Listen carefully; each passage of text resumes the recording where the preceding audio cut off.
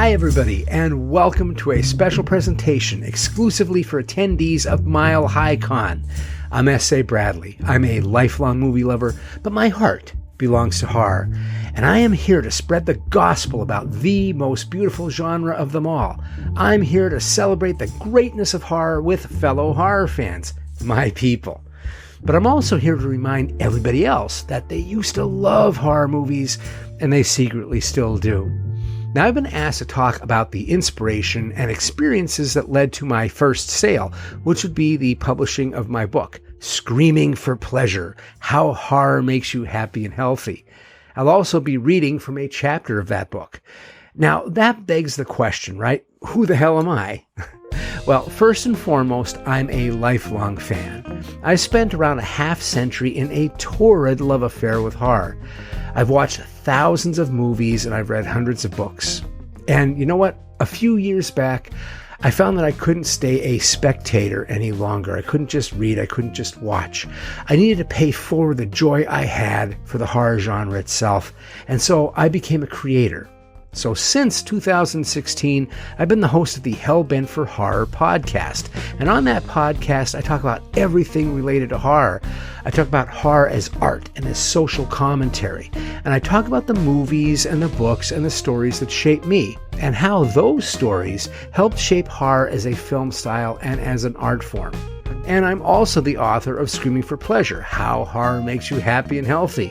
And that book is a love letter to all things that go bump in the night. And what I do is I discuss how horror not only reinvents itself to reflect each generation's anxieties, but it can also be healing as well as thrilling. Now, how can horror be healing? Well, let's put it this way. It's not going to cure your lumbago. I don't advise getting off heart medicine and watching Friday the 13th marathons. What I'm talking about is emotional healing. It's the little things that mean a lot. Horror is a safe way to acknowledge and indulge those dark parts of us that we all have, the parts we don't want to look at. Psychoanalyst Carl Jung called this dark part the shadow self. We all have that dark side. It battles with the personae, which is the mask we show the rest of society so that we can belong. Jung also says that the more someone ignores that shadow self, the darker and the more powerful that shadow self gets. See, you can choose to ignore your shadow, but it is at your own peril. Sooner or later, that shadow will get your attention whether you like it or not. And that's when you get divorced or you declare bankruptcy or you do something crazy to land on TMZ. But there is good news. Jung says that there is light within the shadow, a positive healing light, if you're willing to go search for it. The key to that search is that you want to acknowledge your shadow, not become it. Now, I consider the horror film a safe way to have a handshake with our shadow. Now, I know I may be in the minority here, but I'm someone who actually feels better after watching a horror movie. Horror movies put me in a better mood. Nothing takes the edge off a stressful day better than watching someone get decapitated by an axe murderer. When I'm feeling a little depressed, nothing blows away the blues like hearing the screams of an unlucky hunter while he's being torn to shreds by mutated bears. Just the thought of someone unable to start their car engine while their undead relative smacks the windshield with a hammer drops my anxiety to a manageable level. Hey, what can I say? I'm just a regular guy. Now, I wrote Screaming for Pleasure because I truly believe that the horror story performs a valuable service to culture and to humanity. It allows us a visceral exploration of what makes us human. It allows us a safe place to confront our inner demons, and even lets us confront the monsters in our culture. Horror is universal, and it is for all of us. There is a horror story tailor-made for everyone. And despite all the slings and arrows, it will be there for us when we need it. So I'm going to read excerpts from Chapter 2, which is entitled, We Bond Over Popcorn. In this chapter, I discuss the communal experience of watching a movie in a theater with an audience when a movie's legend is born. You know, these days, we can stream any movie we want from the comfort of our couches, and we can even watch them on our cell phones. But something special happens when we're part of a live audience, and that can't happen if we're home alone. When you go to a movie theater, you can be part of history when a movie legend is born. Sometimes a movie strikes a nerve or taps into the mood of a culture at just the right time. The audience then goes from serving as spectators to acting as part of the true experience. The screen disappears. The sticky floor melts away. The audience forgets they're watching a movie. Everyone gets caught up in the energy. Inhibitions disappear. It gets loud and boisterous. So, it's like watching Jaws in the summer of 1975. If you were there in that first weekend of 1975 and you went to school on Monday and you talked about the severed head scene, you are part of that legend being created. When the movie is loved, like Jaws was, it's like a religious experience, like a rowdy church tent revival. When that rare movie moment happens, the audience enters into a contract with the filmmaker, even if they don't know that they do. They say, listen, I'll allow myself to be vulnerable. I'm going to trust you. And if my trust is rewarded, you'll be rewarded with a smash hit, Mr. Director. But when the movie is not liked, when it first opens in a crowded movie theater, there's a whole different energy. When that happens and you're in the audience, it's more of a sacrilegious experience. You aren't just watching the movie, you become an active part of the birth of the legend of that movie. And sometimes that sacrilegious event happens even to great movies, which sometimes stay misunderstood for decades. So I'm going to talk about my experience of the sacrilegious kind. The sacrilegious experience of John Carpenter's The Thing in 1982. And this is all about the art of horrible beautiful. Now, good horror movies scare you, but great horror movies leave you awestruck. When a horror movie reaches a palpable level of awe, I call it horrible beautiful. When an image is horrible beautiful, it is disturbing, brutal, even repulsive, but it also taps into something that makes you keep looking. Maybe you look in disbelief. Maybe you look out of morbid fascination. Perhaps what you see is so rare and so unusual that it has a weird beauty even if it is steeped in ugliness. A great example of horrible beautiful is a scene from Alien 1979. Not only is this scene itself full of images that inspire awe, but we see a character on screen that is in the throes of a horrible beautiful moment. Harry Dean Stanton, playing Brett, is looking for Jonesy, the ship's cat. We, the audience, see something he doesn't. We see the fully grown xenomorph creature curled up on dangling chains behind Brett. The phallic exoskeleton head uncurls from its body in one smooth, organic twist. It is wet, and fluid drips out of its mouth. We can almost smell the humidity of the body. Brett senses something, and he turns to see the alien beast towering above him. Brett doesn't run or scream. He can only stare. Because he mirrors our own response, we too are also transfixed. We take in every detail. There is a moment of placidity before the alien strikes and splits his face open. That is horrible beautiful. You know, there are plenty of movies that audiences hate, and usually people forget those films. That's what normally happens when people hate movies. But sometimes the audience goes in expecting a religious experience and wants to love the movie, and instead they get something else entirely, not what they were expecting. It can be an uncomfortable and visceral experience when an audience loses faith in the movie that they're watching. It becomes sacrilegious. And that's precisely what happened on June 25th, 1982. The opening day for the eagerly anticipated premiere of John Carpenter's The Thing. The story takes place at an isolated U.S. research base in Antarctica on the cusp of another ruthless winter. The 12 men of Outpost 31 are a little stir-crazy from tedium, and they are bored with each other's company. Their ennui is disrupted when a helicopter from a Norwegian research camp located several miles away enters their airspace shooting rifles and dropping live hand grenades. Their target seems to be a lone Siberian husky that then escapes into Outpost 31. I now consider this movie a masterpiece. To me, it is the personification of Horrible Beautiful. I put it on the same level as Jaws as a perfect horror film. And I'm not alone. You'll find The Thing on most critics' top 10 best horror films lists. At least, it's on those critics' lists now. It sure as hell was not in 1982. As with most tragedies, there are probably multiple reasons why The Thing was trashed, and why director John Carpenter had his promising career severely damaged by this film. But I will talk about the one that I can personally verify, because I saw The Thing on opening day back in 1982 with my dad. And I know how mainstream audiences reacted. Now, by 1982, my dad and I had a strained relationship. We were two completely different people, and we rarely seemed to agree on anything anymore. But we both loved John Carpenter movies. My dad loved John Wayne movies, and he loved westerns, whereas I was more of a Steve McQueen guy, and I preferred movies like Sam Peckinpah's The Getaway from 1972. As it turned out, Carpenter's Assault on Precinct 13 from 1974 was a perfect hybrid between those two types of films. That was the appeal of Carpenter's early work.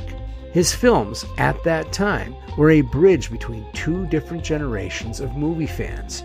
I liked him because he was imaginative and his movies were cool, and he had these great ideas, and he had even cooler anti-heroes in his films.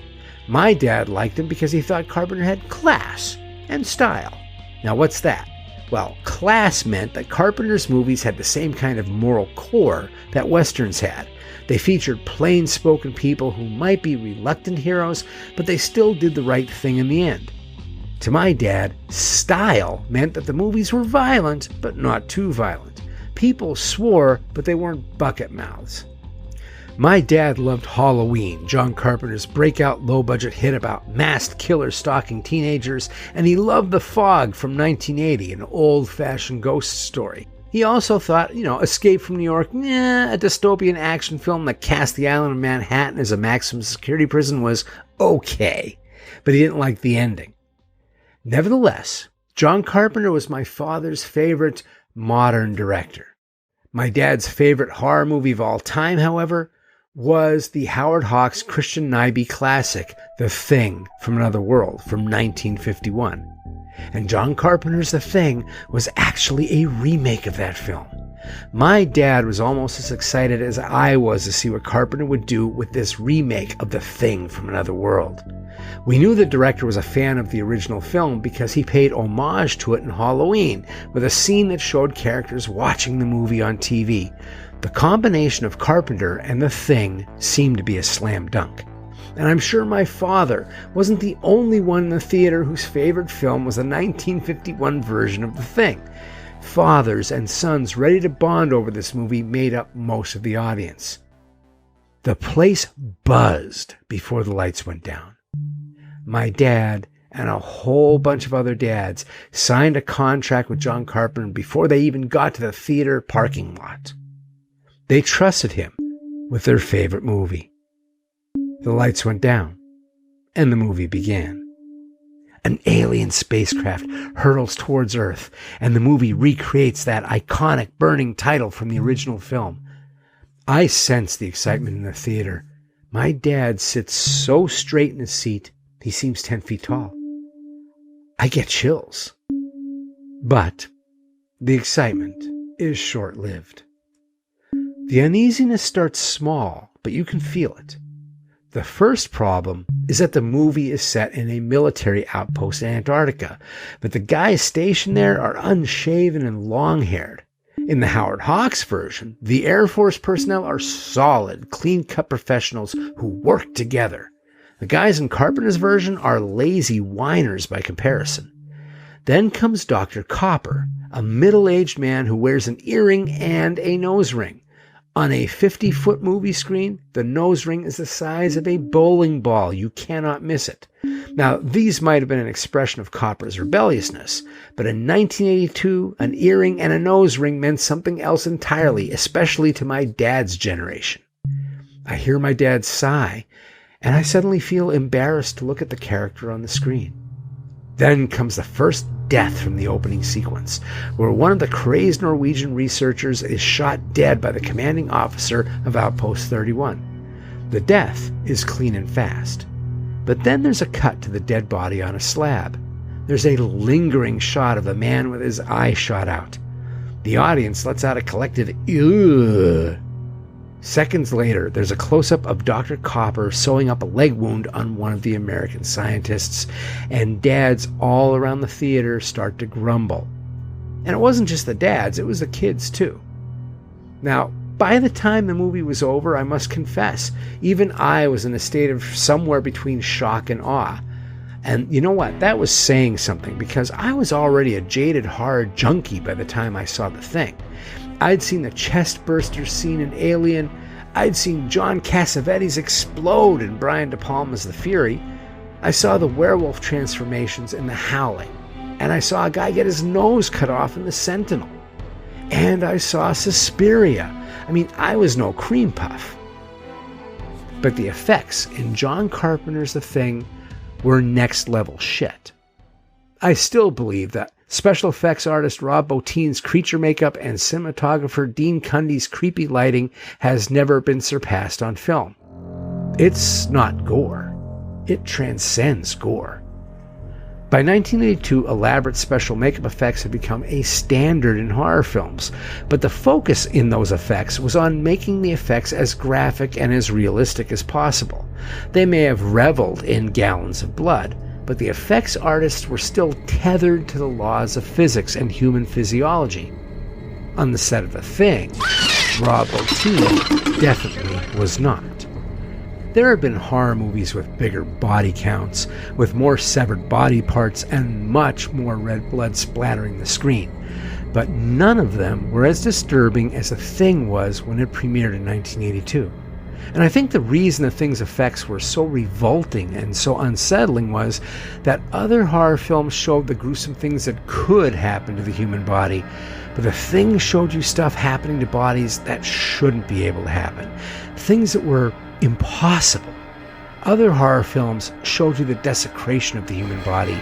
The Thing showed you the abomination of the human body. The violence in this film defied physics and dove into the realm of the truly surreal. Heads split open and shoot out whip-like tendrils. Instead of familiar red blood, bodies tear apart to reveal sickening yellow and green fluid that squirts out of stretched tendons and arteries. Viscous, unidentifiable bodily fluids splash the walls and the ceilings. Tongues sprout canine teeth. The violence to the body doesn't stop until the body is burned into ash. It is a vision of hell as a biological event. This stuff slithered into nightmarish Hieronymus Bosch territory. This was an evolutionary jump in the horror film. This was genre-changing, and it took balls. And we weren't ready for it. The tipping point happens when, in one scene, a dog's head splits open like a blooming flower to reveal a rapidly expanding creature made up of a glistening mass of tentacles, crab legs, dog parts, raw meat, and sinew. Eyeballs sprout out of the ruined flesh itself. People in the audience shouted out, revolted. Hostile energy filled the room. It was amazing, and it was scary. Some people walked out, but most of us stayed, holding out hope that something, anything would happen to rectify the horror on the screen. That hope ended when the character Norris appears to suffer a heart attack and he collapses.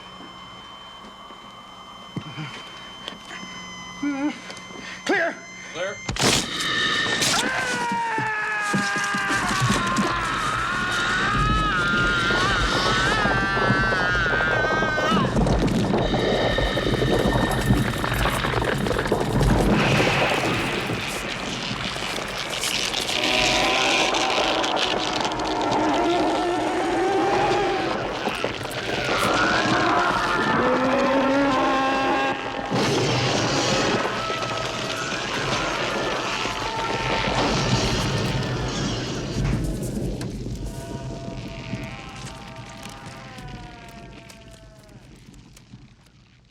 when I saw that scene, I got dizzy.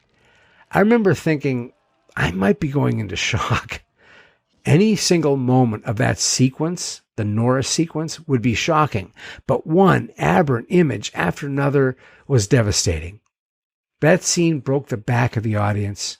After that, they were quiet, really quiet. After the movie, we shambled out in stunned silence. My dad didn't say anything.